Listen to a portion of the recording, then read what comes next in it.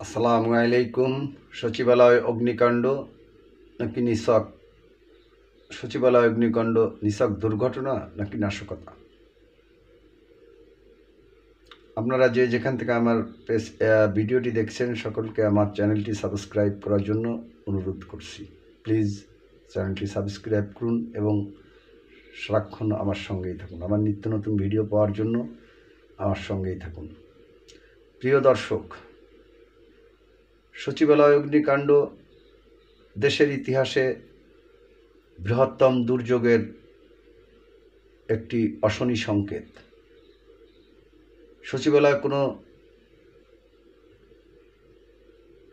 মাঠঘাট নয়, বাংলাদেশের প্রাণভোমরা নামক স্থানই হচ্ছে সচিবালয়। আর সেখানে যখন দুর্ঘটনা ঘটে, আর সেই দুর্ঘটনা নিয়ে যখন নানা তালবাহানা চলে, বিরাট বিরাট হেভিওয়েট তদন্ত সংস্থান নামক তদন্ত করে দেখার চলে, তখন আমাদেরকে আর বুঝতে বাকি থাকে না গত 18 বছরে যে সমস্ত তদন্ত হয়েছে, যা আজও আলোর মুখ দেখে নাই, এবারও ঠিক তাই হবে।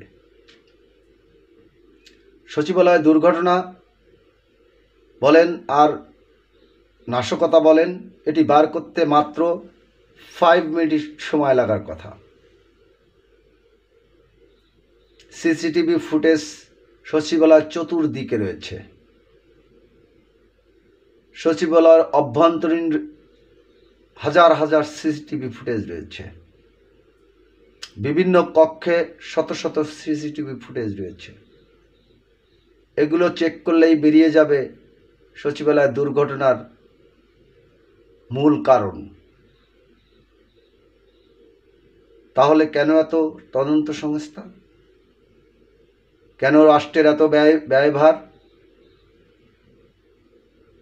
তাই এটা কি নাটকই নাটকই ধরে নেব বলে আমি মনে করি। নাটক করে 18 বছর দেশ চালিয়েছে 2 বছর তত্ত্বাবধায়ক সরকার, 16 বছর শেখ হাসিনা। আপনারা কি নাটকের পথে হাঁটছেন? যদি নাটকের পথে হাঁটেন, সোজাসুজি বলে দিলে হয়ে গেল, সোজা সাপটা কথা। নবজাতক শিশুকেও বলবে তুমি সিসিটিভি ফুটেজ দেখো, 7 তলায় কীভাবে কুকুর উঠল, 10 তলায় কীভাবে 9 তলায় কীভাবে কুকুরের মরদেহ পাওয়া গেল, 10 তলায় কীভাবে পায়রার লাশ পাওয়া গেল, এগুলো স্পষ্ট, সব সিসিটিভি ফুটেজে রয়েছে। 120 দিনের রেকর্ড থাকার কথা।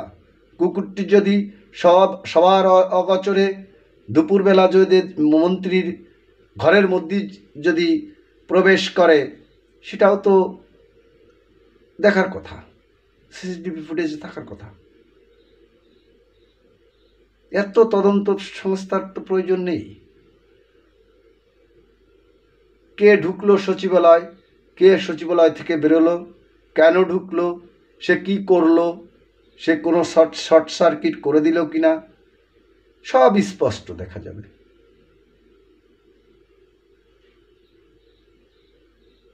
তাই প্রিয় ভাইরা, আমাদের বোধহয় আন্দোলন এখনো শেষ হয়নি। আন্দোলনের অনেকটা পথ বোধহয় বাকি রয়েছে। আরও মনে অনেক লাশ মারকোল খালি হওয়ার জন্য অপেক্ষা করছে। আমি প্রথম যেদিন 6 তারিখে লাইভ করেছিলাম ফেসবুকে, সেদিনই বলেছিলাম সকল প্রশাসনের প্রত্যেককে কর্তা ব্যক্তিকে ঘাড় ধাক্কা দিয়ে বের করে দিতে হবে। এটা নরম শরীরের জায়গা নয়। আবার নির্বাচন নিয়ে তাল বাহানা করা যাবে না, এরকম অনেক কিছু বলেছিলাম। বলতে বলতে ঘটে গিয়েছিল আনসার বিদ্রোহ, গার্মেন্টস শ্রমিকদের অসন্তোষ, বিভিন্ন বাহিনীর বিভিন্ন দাবি দেওয়া, সর্বশেষ ঘটল সচিবালয় অগ্নিকাণ্ড। এক সূত্রে সূত্রে গাথা নয় কি? আবার নয়নের মতো যোদ্ধাকে মৃত্যুর কোলে ঢলে ফেলতে পুলিশ প্রশাসনকে অবহেলা করে নাই, নাকি ইচ্ছাকৃতভাবে এটা করা হয়েছে? অনেকগুলো প্রশ্ন একসঙ্গে জাগে। তাই যেখান থেকে আমার ভিডিওটি দেখলেন, আমি চাই সকলেই আওয়াজ তুলুন। আমরা সেনাবাহিনীর তদন্ত চাই অথবা জাতিসংঘের তদন্ত চাই। এ সমস্ত আমলা গামলা জারো সন্তানদের দিয়ে কোনো তদন্ত হবে না। এরা শয়তানের চেয়েও শয়তান। এরা শিক্ষিত হয়েছে, এরা মনে করে এর বাবার টাকা খরচ করে শিক্ষিত হয়েছে। এদের দেশটা এদের, দেশের মালিক এরা। আমরা বুদাই।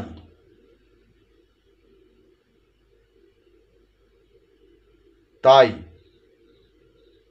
আর কাল বিলম্ব করে লাভ নেই, সকলকে আওয়াজ তুলতে হবে।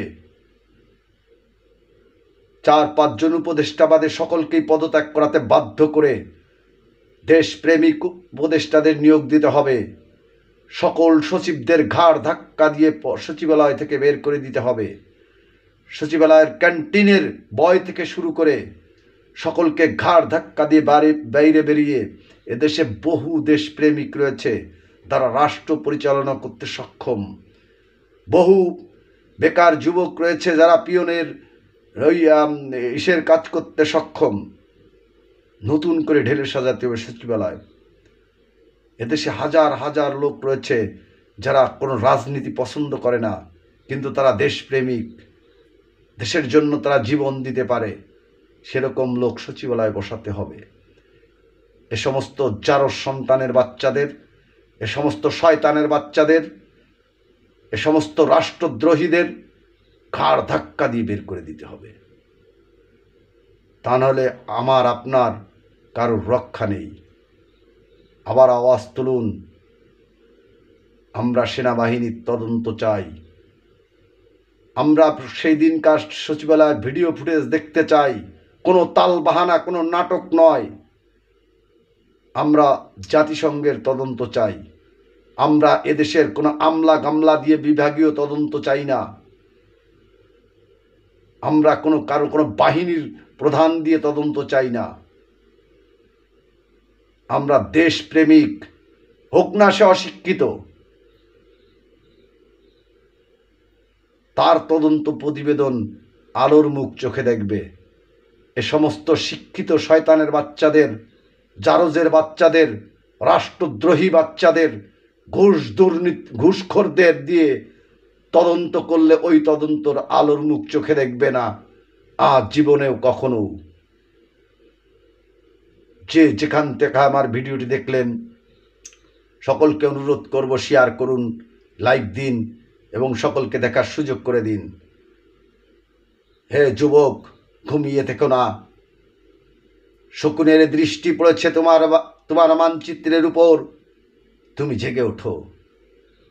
আবার আর একটা 71 করতে হবে। আবার সিপাহী জনতার বিপ্লব ঘটাতে হবে। 90-এর গণ অভ্যুত্থান ডাক দিয়েছে। 24শে জুলাই, আগস্ট বা 36শে জুলাইয়ের শহীদরা তোমাদেরকে বেঈমান আখ্যায়িত দিচ্ছে। তোমরা ঘুমিয়ে থেকো না, প্রতিবাদের আওয়াজ তোলো। এ সমস্ত শয়তানের বাচ্চাদের ক্ষমতা থেকে টেনে হিসড়ে নেমে পাদপৃষ্ঠে পদদলিত করো।